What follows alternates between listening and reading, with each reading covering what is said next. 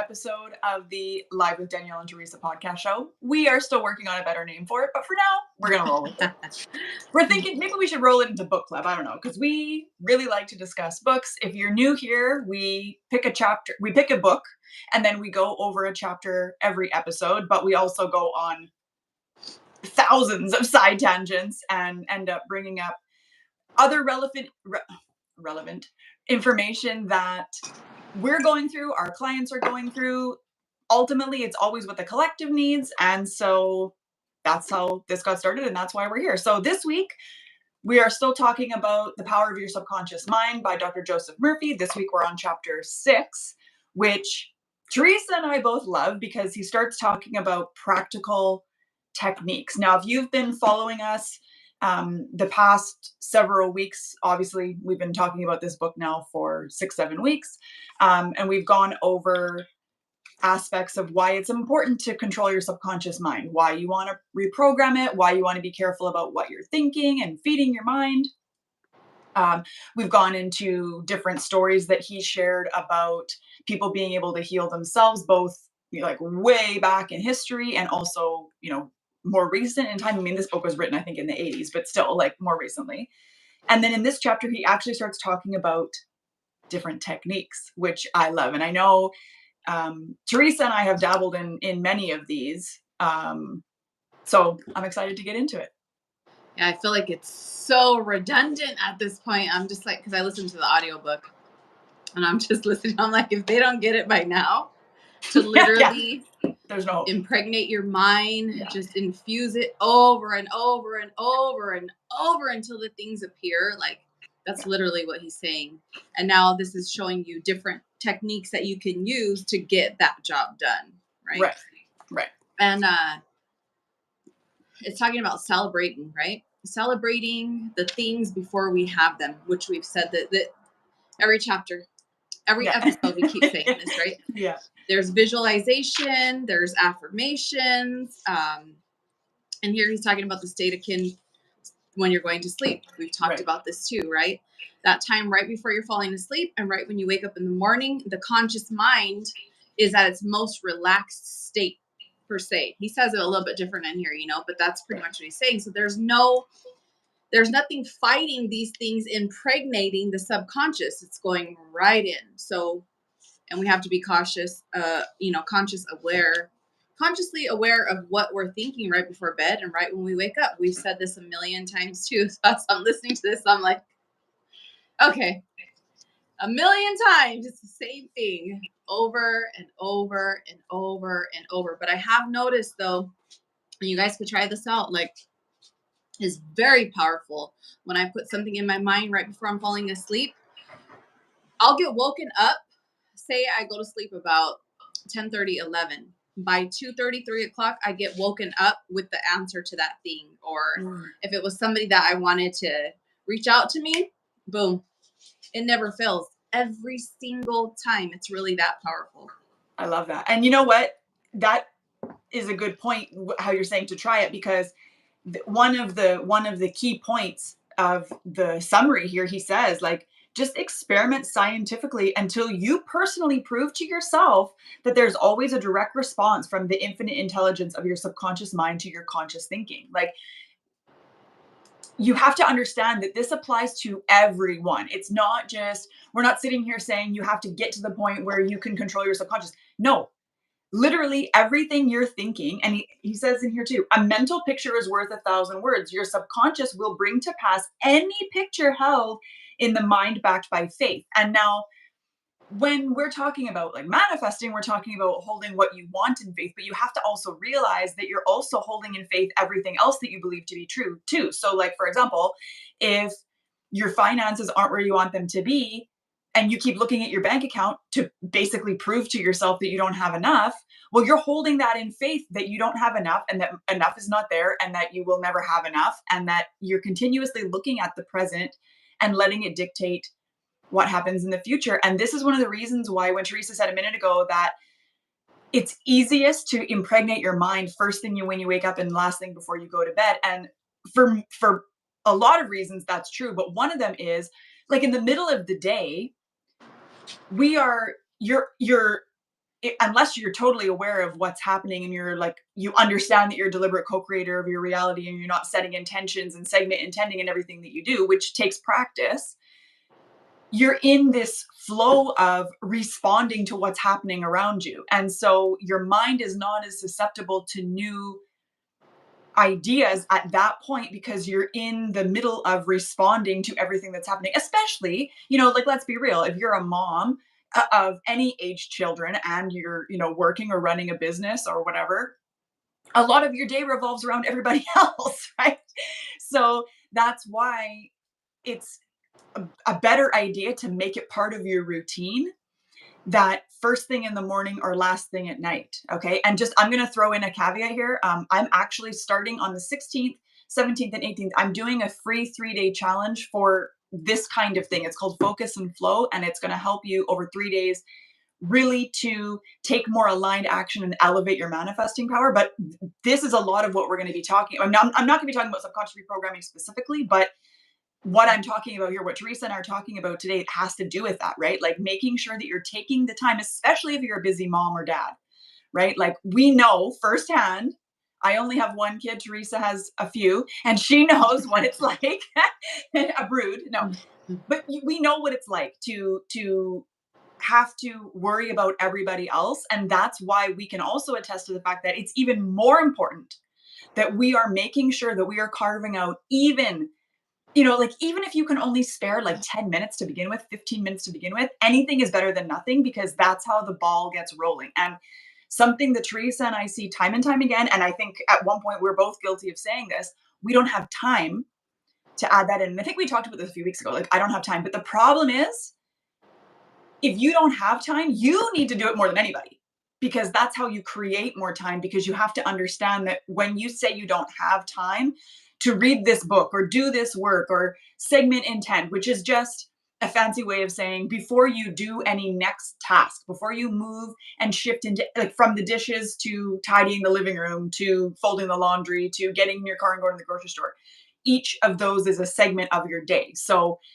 Abraham Hicks is the person who we learned this from. Segment intending is basically before you shift into that thing, you just set the intention for how you want that part of the day to go, instead of an intention for the whole day, just those things, right?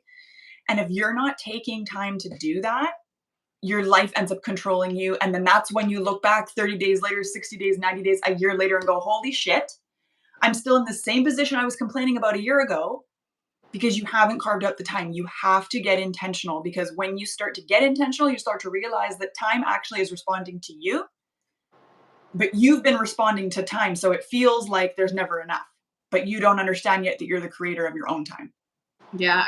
And see, and for me, we're doing the book club, yes, but ultimately my thing is putting people into their power, right? Yes. Men and women. Now I have a lot of men that are coming to me now for sessions and stuff like that.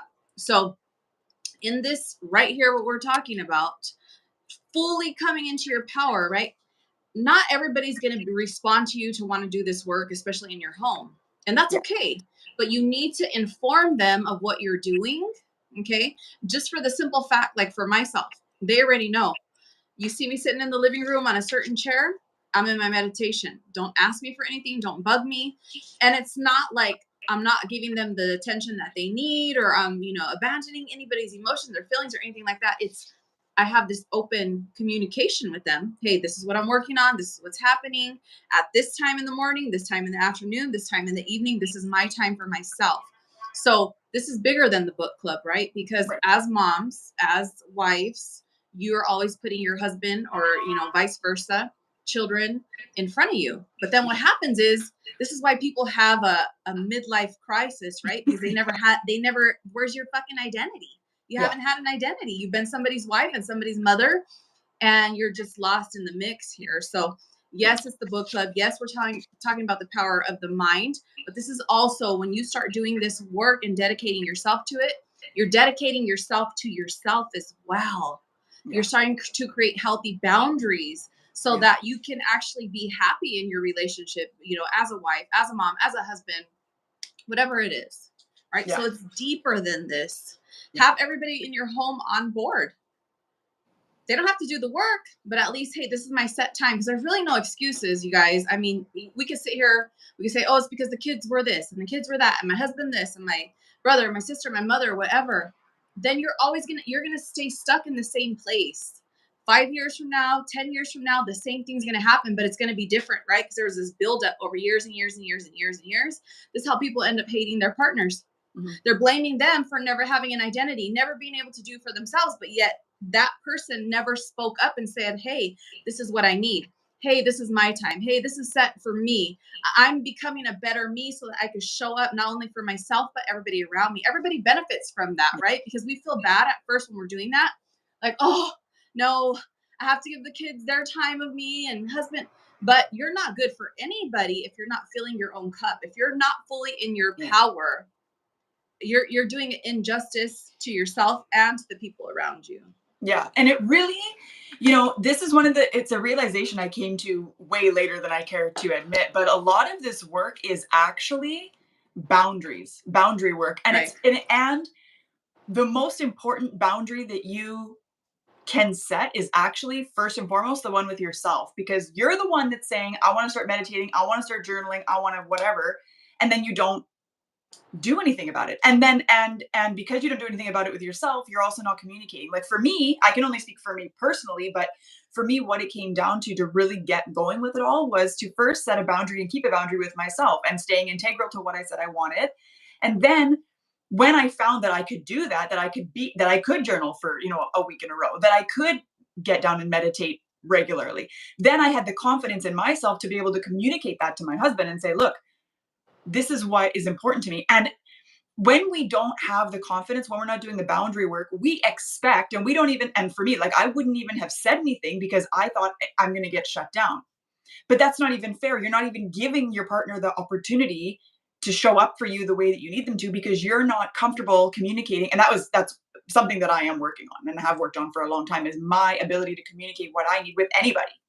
Right. So for me, a lot of this was boundary work. And it was me sitting here going, well, it's your fault this, it's your fault that. And meanwhile, I haven't actually laid the boundary down and made it very clear. Look, this is important to me. And like Teresa said, you are no good to anybody. Like and my family knows it, like my husband can tell when I've been working too hard and haven't been taking time for myself, because I've been giving to everybody else in the house, my clients, whatever. And I haven't taken the time that I should because I'm too busy or whatever. He knows, and he'll call me out and say, look, you need to go meditate or something because you haven't taken the time for yourself.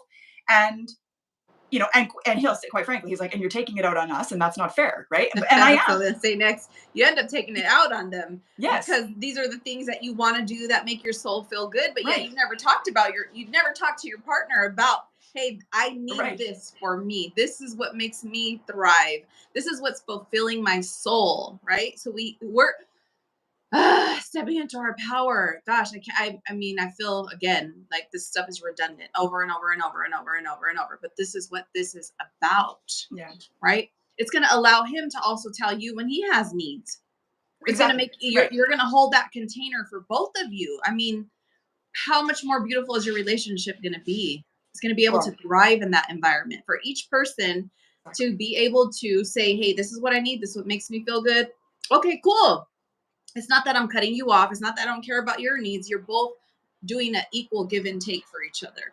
Right. And this can be in any relationship, right? Like friendships too. Like Teresa and I, like there's times where she needs to lean on me and there's times where I need to lean on her. And so we just have this beautiful reciprocation of like, okay, I can tell you're going through something, let me be here for you. And then when I need something, she can tell, okay, like, okay, you need something now. Like let's, and we give each other the pep talk or whatever needs to happen. Right.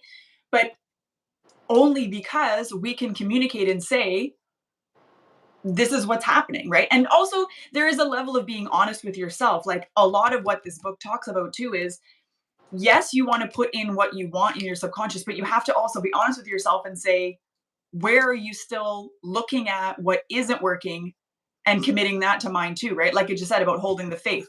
If you say you're in a relationship with somebody who is not showing up the way that you want them to, well, the longer you continue to look at that part of it and hold that in your mind, you're holding faith that that's who they are.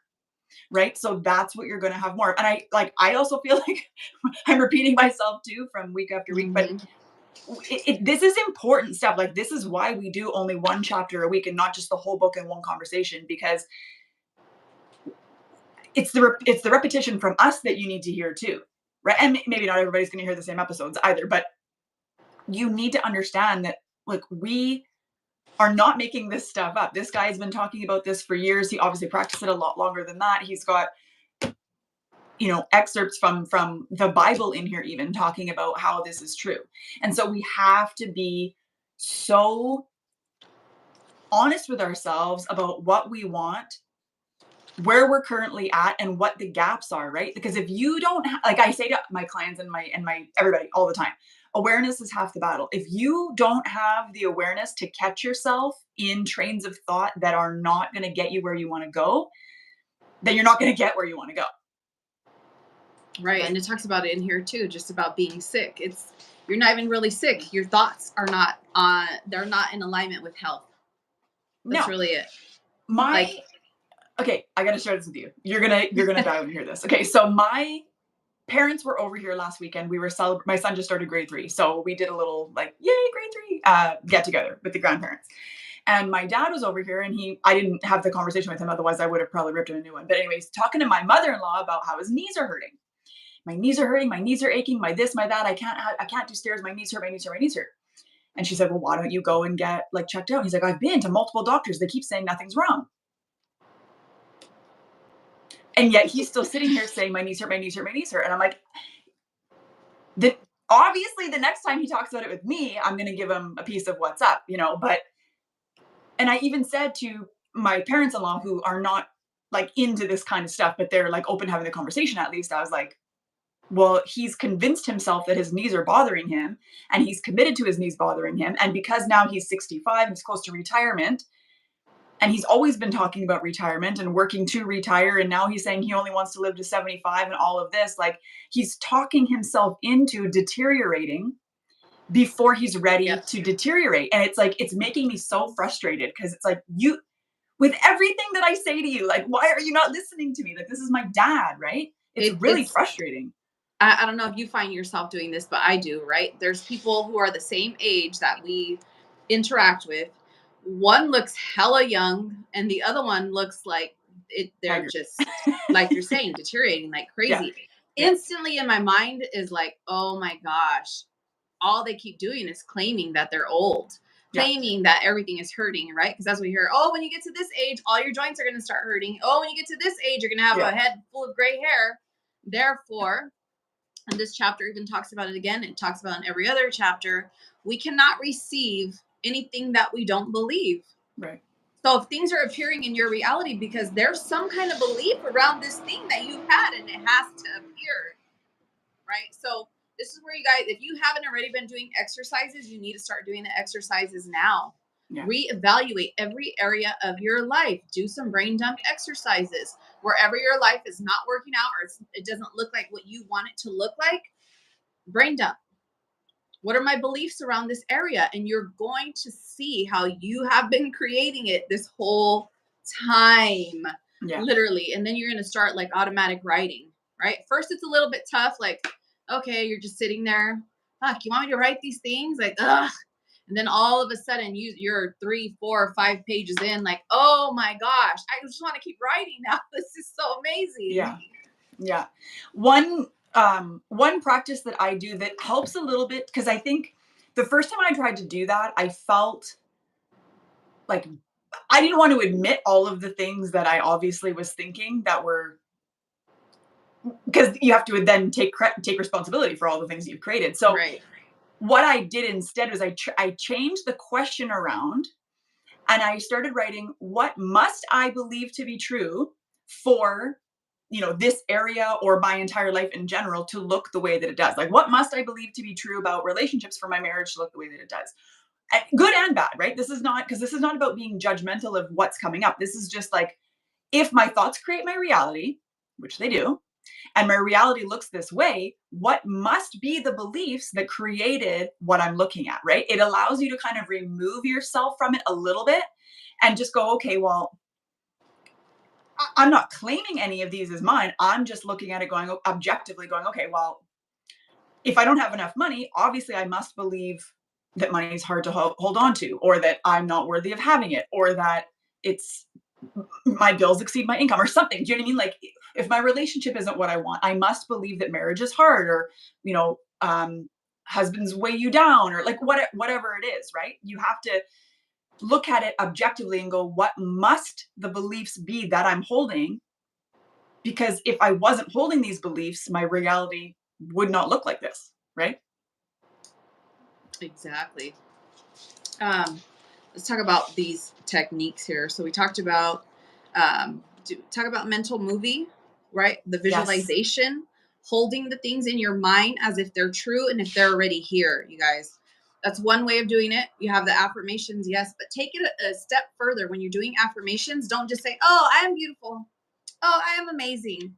Like literally feel it. If the Yeah. things were true that you're saying, what does it feel like?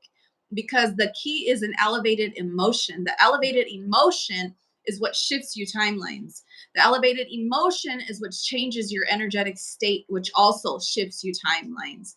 That's what we want to hold on to. So it's like, oh, I've been saying these affirmations for like 5 years now and nothing's happened. Well, yeah, because there's nothing behind it. You're just Right. saying it, and that's it. Even if you don't believe it, just what is the feeling if it was true? Just think about that for 1 second. If what you were affirming actually it was coming true, or it was going to be delivered to you in like 2 days, what would that feel like? That is what you need to hold on to as you're affirming. The same thing, right? Then you add on to it visualization.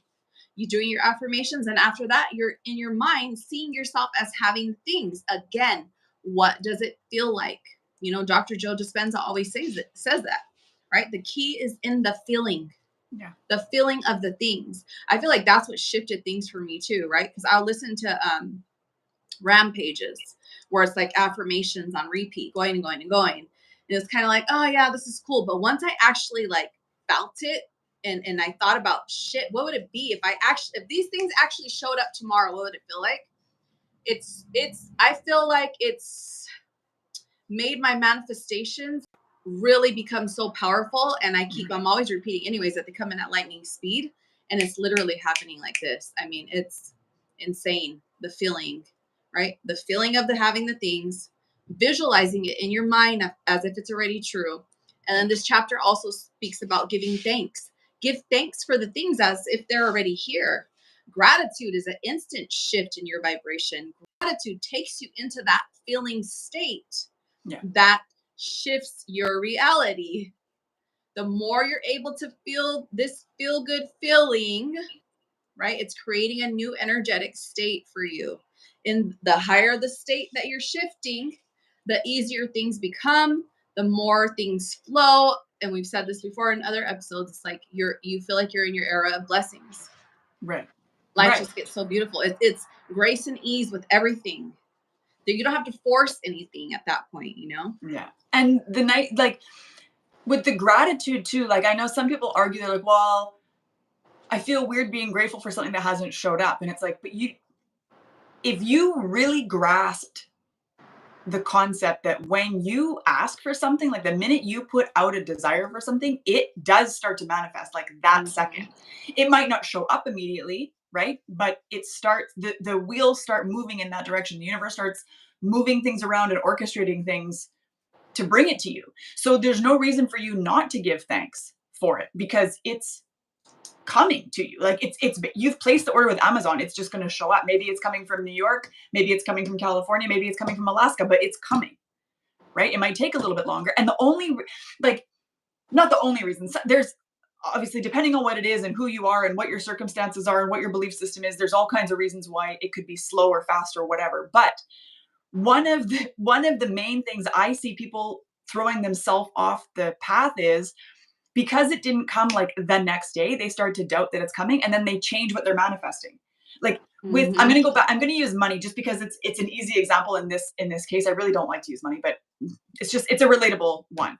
So like they'll be manifesting, $10,000 months. Then they're like, no, that's not enough. I want $20,000 months. And they're like, oh no, you know what? I think I really want $5,000 months. The problem is, I mean, yes, it's all money, but the problem is different actions, different people are involved at different levels, right? Like, and I'm not necessarily talking about lump sums versus, one person giving you 20,000 versus one person giving you five or whatever, but you have to understand that.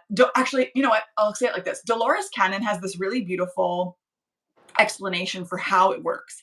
And she's like, you have to consider that everybody, like, life in the world is like a tapestry. And each person and their desires is like one thread of the tapestry, right?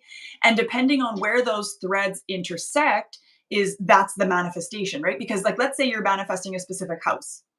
Well, the people who live in that house right now have to have the inspiration to move for the house to be listed for you to be able to buy it, right? Or if the house hasn't been built yet, the architect has to be inspired with the idea to take the drawing to the builder, and the builder has to take it on and build the, you know what I mean? Like, there's a lot of people involved in a lot of these manifestations, right? So you have to understand that not everything is going to be instantaneous, because there's always somebody else part of it. Orchestrations of manifestations come through other people. So what I find throws people off is they are too quick to change what they're manifesting, or change the amount, or change the way they want it to come, or whatever. But the problem is, each time you do that, the universe has to start again. It's like you got the dough halfway, and then you got to throw it in the garbage and start again. So you're always starting from scratch. Like, just keep the faith that it's coming, and don't look at what is happening. There's always movement. There's always. It can't not be. Everything is always vibrating and moving, and exactly. We're always sending out electrical signals. Emotion is energy in motion. There's always movement. Yes. Blind faith, right? If you want to go back to the Bible again, you have to surrender. You have to have absolute faith that what you're asking for is coming. That's how your prayers get manifested. Yes. And then be grateful. Manifestation go hand in hand. Same thing.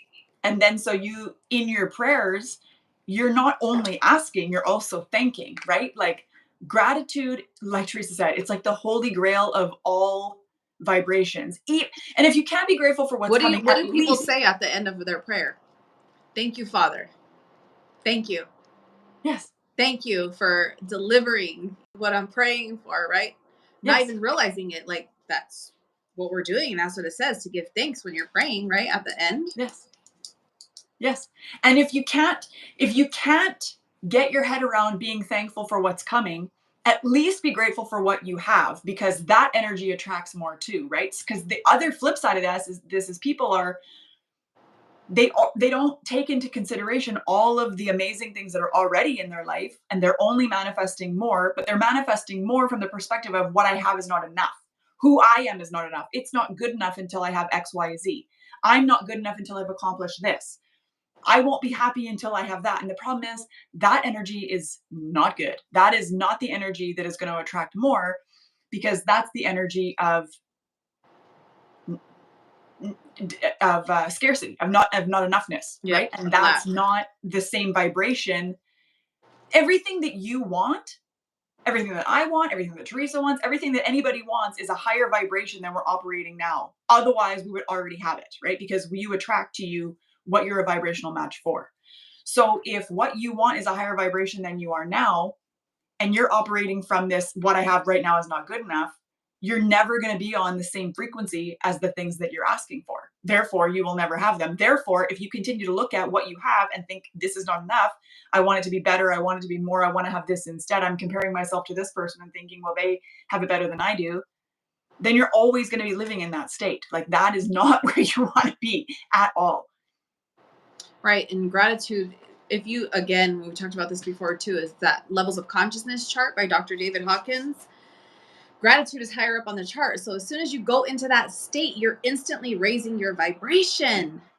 It feels good there. Everything is easy there, right? And you want to send out that signal. No matter what it is that you're doing, you don't want to forcefully do anything, or even pray. I won't pray until my mind and my heart are cleared, and I'm in that good space, that good vibration, that good feeling emotion. And then I ask from there, because I know that there's no resistance, and it's going to allow it to just flow and come to me a lot faster. It all comes back to this. And again, too, right? Gratitude. If you have 100 things that are going wrong, if you just focus on even 2 things. Out of the 100 things that are going wrong, 2 things that are going good. Don't even give no mind to those things, right? Because your attention feeds it, your energy feeds it. It keeps those things trapped in your reality. We're ignoring them completely. We're focusing on 2 things that we're grateful for. There's even if shit's falling apart, right? Do you have your vision? Is your brain working? Your heart's working? You're alive, right? Yeah. 2 things. When you focus on those 2 things, the other things fall off. They all of a sudden fucking disappear. They will disappear. They won't even exist anymore. You don't have to sit there and focus on them and work on them to shift them.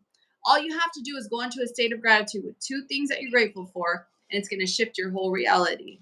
Even if it's 2 and you can't think of anything else, focus on those 2 every single day in and day out, and watch what happens. Yeah. Abraham Hicks actually says something like that. She says, look, if things are not going right, just stop paying attention to the things that are not going right. Like, just stop paying attention to them, because part of what's creating those things is your consistent attention on them. So what Teresa, that it blends into what Teresa's saying, like, find the 2 things you're grateful for that are, even if the 2 things are just that you're alive and you're breathing, okay, that's, good, fantastic. Focus on those things.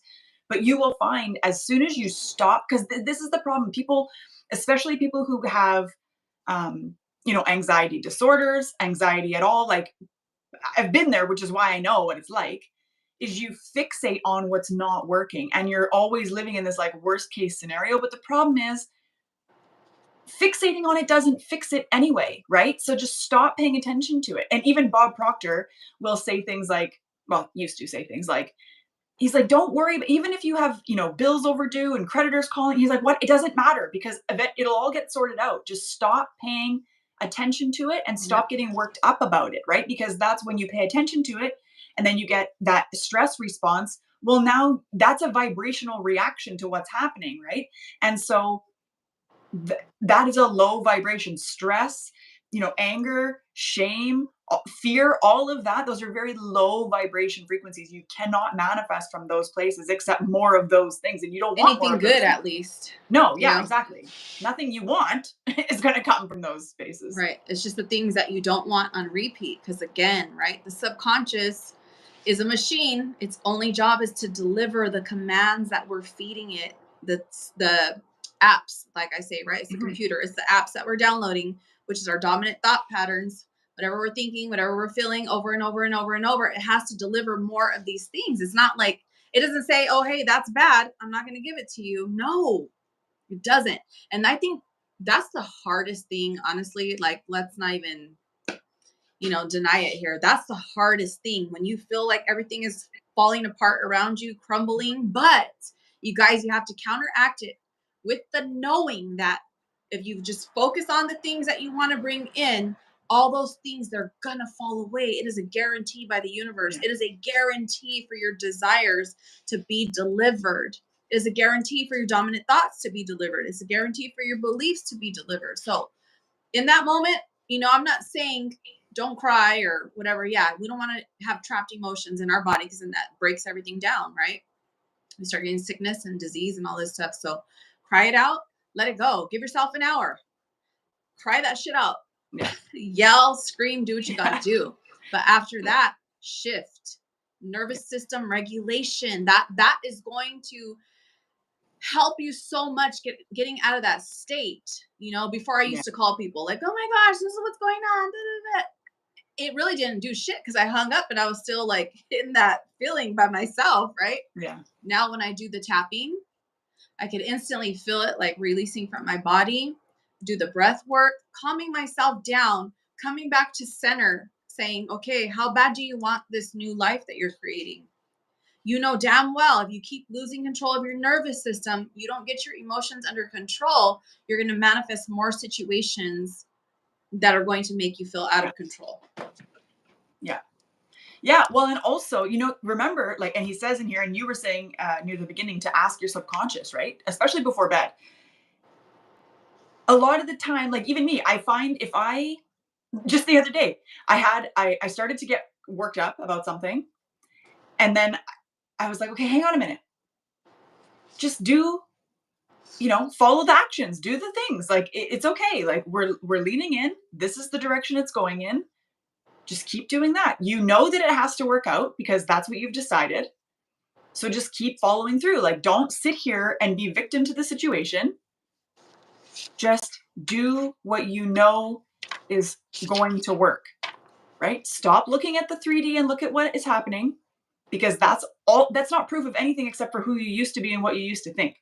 So let it be in the past and let's move forward. Do something different. Don't get sucked in. Go and do the things that you know that need to happen to get you where you want to go.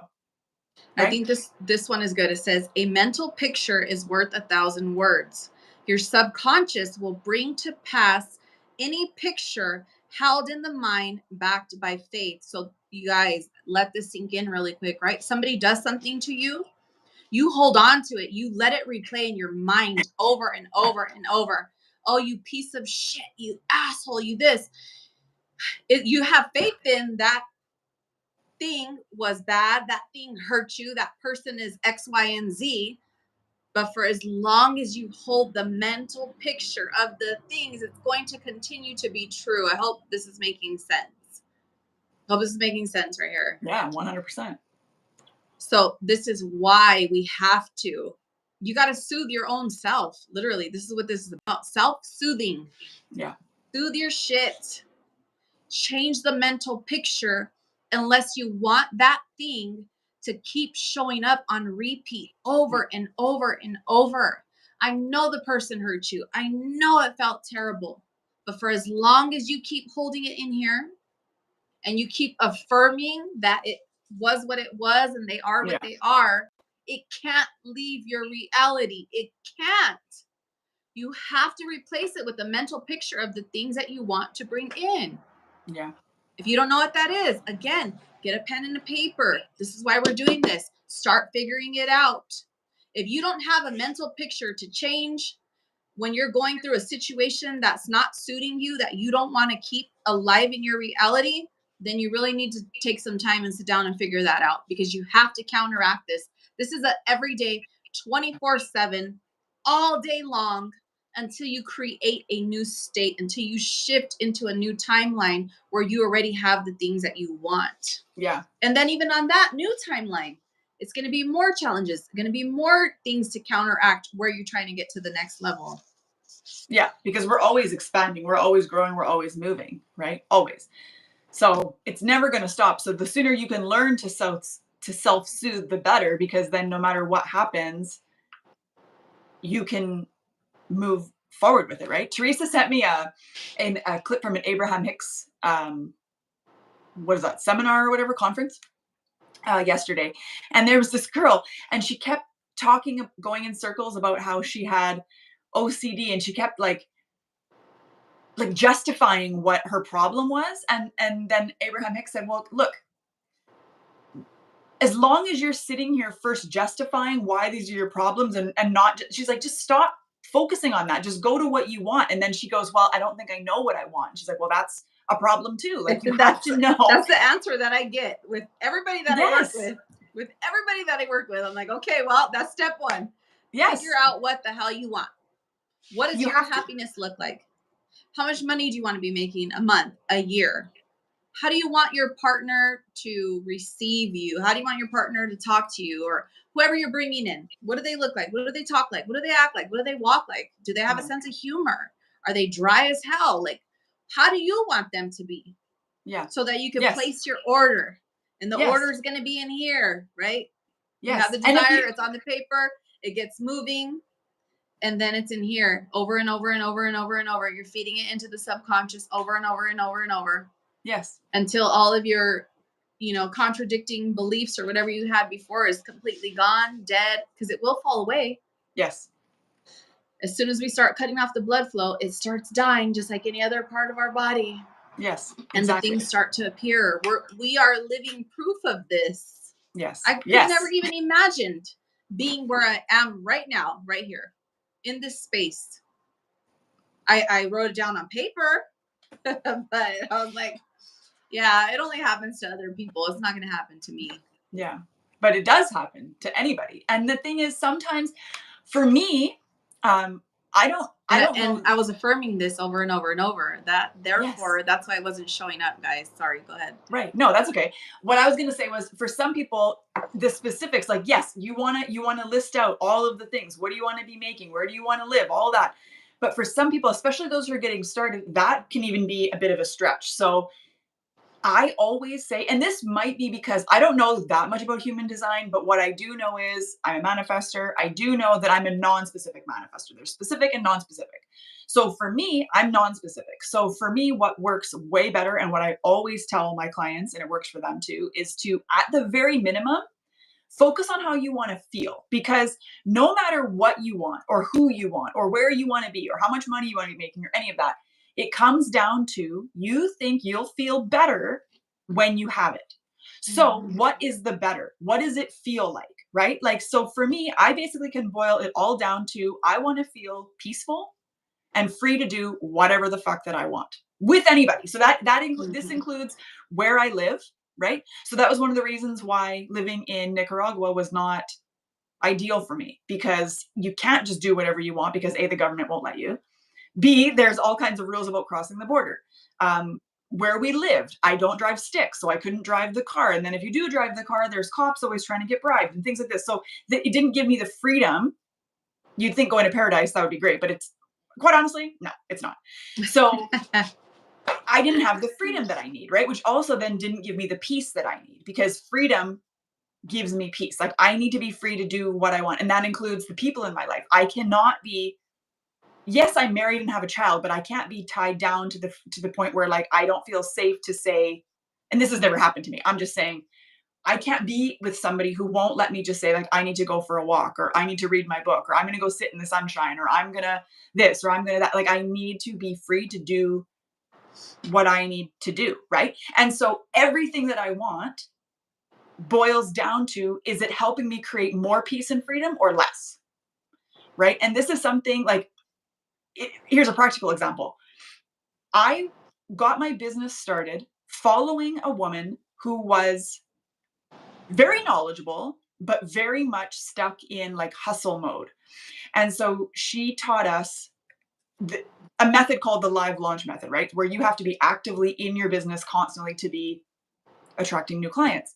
And so that's how I built my business. But then I burnt out, because that doesn't give me the freedom that I need. And it makes me rely on because I'm going to go just one tangent.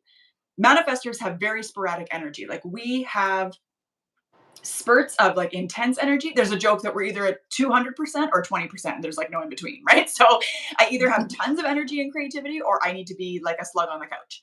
So, but the slug on the couch stage could last for, like, months.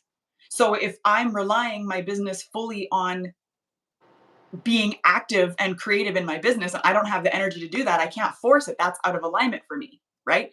So that method is not good for the life that I need to create for me, based on what is in alignment for me, which is peace and freedom and being able to do whatever I want. So I need to build a business that is built more on systems and passive income, and funnels and things that allow me to make money and serve my clients without me having to be sitting here all the time. Do you know what I mean?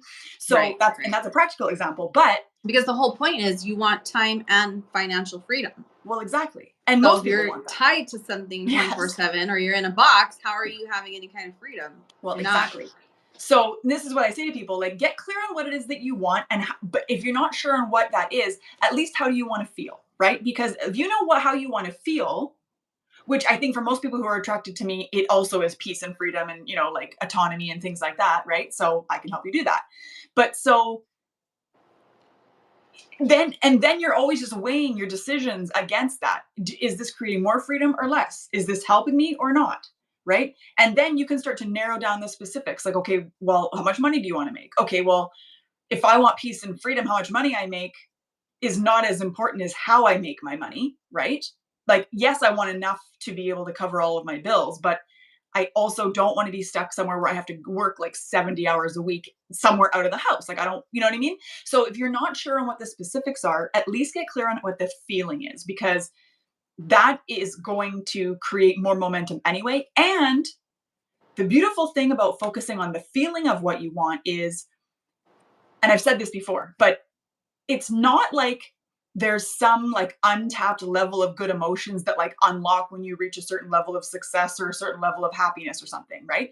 All of the emotions that you can feel are available to you right now. So when you're clear on what the emotions are that you want to feel, how you want to feel about your life, you can actively choose to feel that way about your life now. And you can actively choose things that make you feel that way in any given moment. And if it's even just day to day or hour by hour, like you can commit, okay, just this afternoon, I'm going to live in delusion and I'm going to pretend that, like maybe you just take the afternoon off work.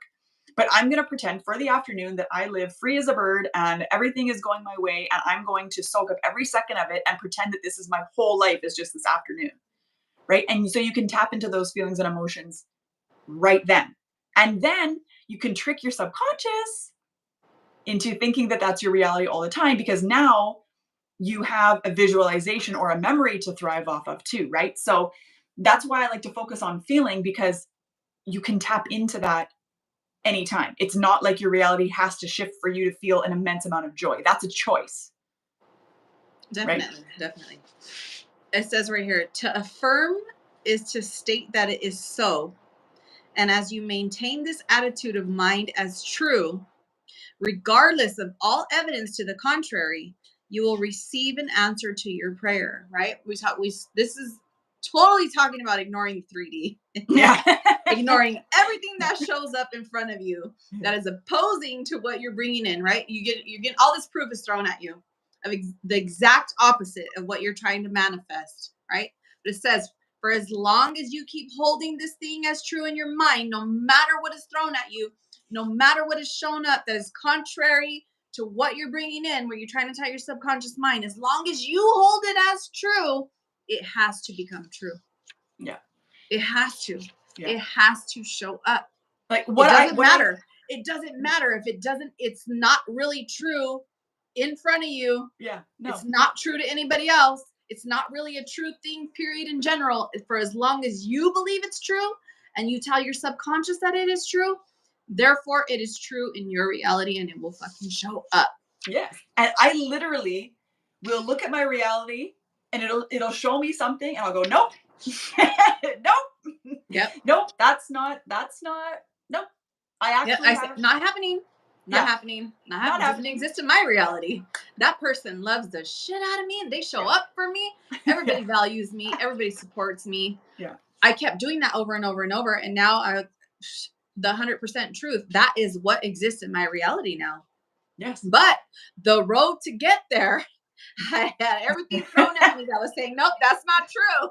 That's not true. Are you going to keep your nervous system and your emotions under control? So it takes work. It does take work.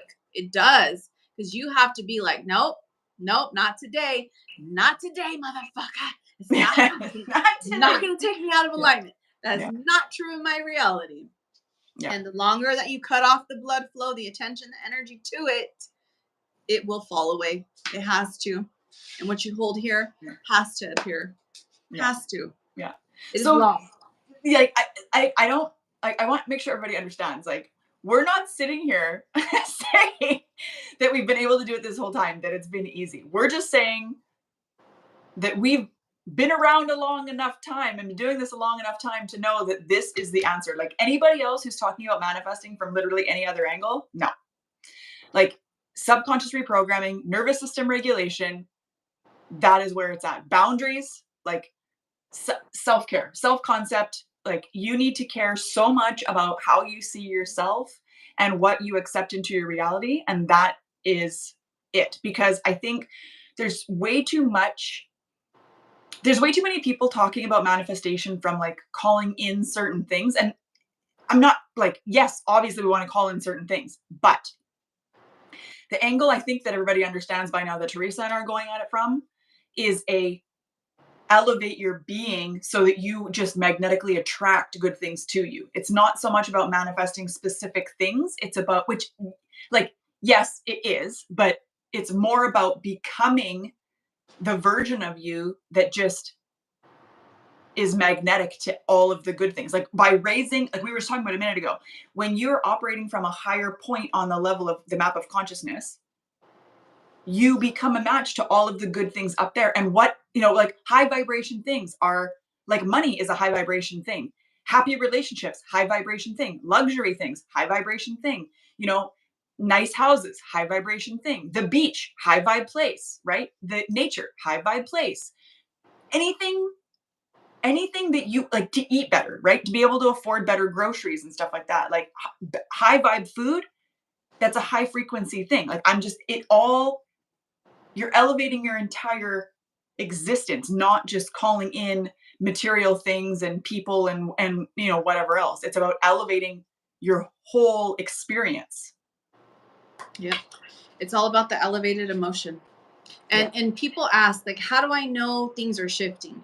How do I know my manifestations are coming? How do I know, I'm in alignment with them? It's the feeling. What do you feel? Yeah. Are you feeling good? Are you finding yourself feeling good more and more every single day?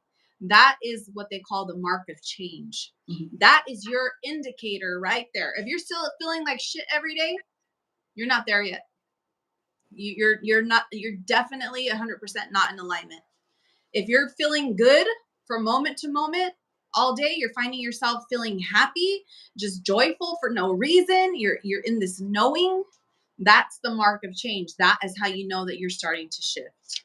Yeah. And then this is where you have to have absolute trust, right?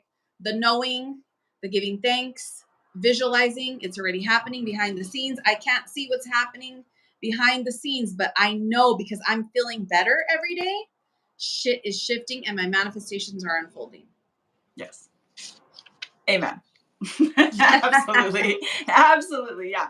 And another good indicator is when you find yourself presented with the same or a similar situation you've dealt with before, but you react differently. Like even if the reacting differently is just like pausing to think about how you want to react, that's different. Right? Yep. Okay, here's a trick that I use. Whether it's something I've been through before or not, I try my best, and I'm still human. It happens. I slip up from time to time, but I try my best to look at it and go, whether it's good or stressful or whatever, how do I want to be able to reflect on this later? Like, how can I react now that's going to make me proud down the road to be able to say, this is how I reacted in this situation?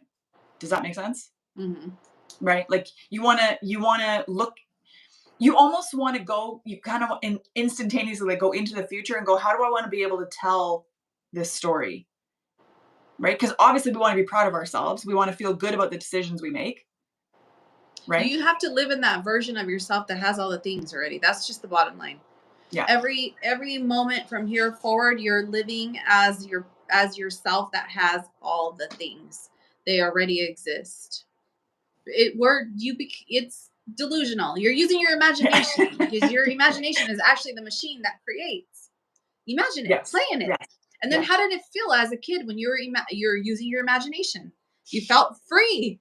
Yeah. You were happy. You were in a state of joy. You were in an elevated emotion easily.